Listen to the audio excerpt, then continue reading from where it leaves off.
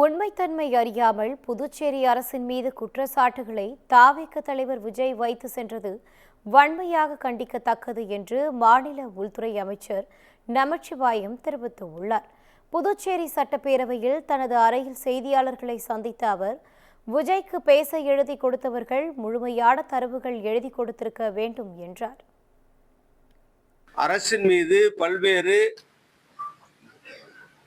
பொய்யான குற்றச்சாட்டுகளை மக்கள் மத்தியிலே சொல்லிவிட்டு சென்றிருக்கின்றார். அதை நாங்கள் வன்மையாக கண்டிக்கின்றோம், மறுக்கின்றோம். என்ன குறிப்பா அவர் பொறுத்த வரைக்கும் மாநில அந்தஸ்தை பற்றி சொல்லியிருக்காரு. 16 முறை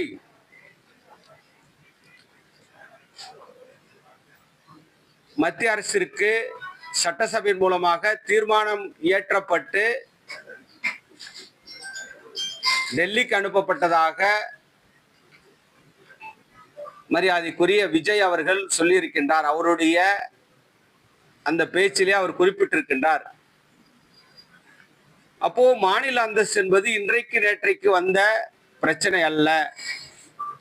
இது காலம் காலமாக இருக்கின்ற பிரச்சனை.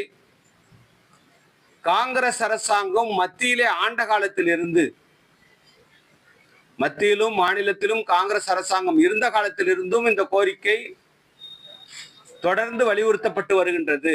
ஆனால் இங்கு அவர் ரேஷன் கடையே இல்லை என்பதை போல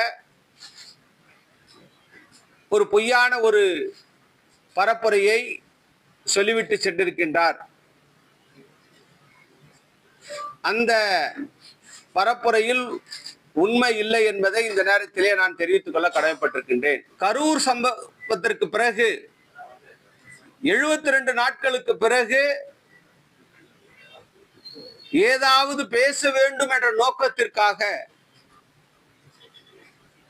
மத்திய அரசின் மீது ஒப்புக்காக ஏதாவது ஒரு குற்றச்சாட்டுகளை கூறிவிட்டு சென்றிருக்கின்றார்கள்.